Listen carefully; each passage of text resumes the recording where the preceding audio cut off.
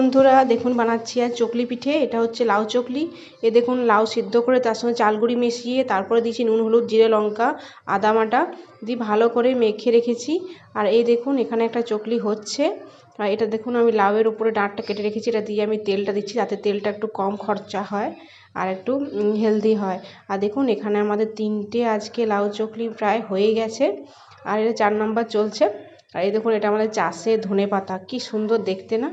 তো দেখুন আমি এবারে কি করে বানাচ্ছি আপনাদের দেখাবো। প্রথমে তেল দিয়ে দিলাম, দিয়ে তারপরে এই ব্যাটারটা দেব, দিয়ে জোরে গ্যাসে দিয়ে দেবো আমি, যাতে করে ভালো করে বিছানো যায় চকলিটা। দেখুন এভাবে আমি ভালোভাবে নেড়ে নেড়ে নেড়ে নেড়ে গোল শেপ দিয়ে দিচ্ছি, তারপরে এটা বানাচ্ছি। তো এই পিঠেটা ঢাকা দিয়ে বানালে খুব ভালো হয়, নরম তুলতুলে হয়। তো যাই হোক, পিঠে পুলির সময় এটা পৌষ মাস, আপনারা সবাই বানান আর খান, এনজয় করুন শীতকালটা।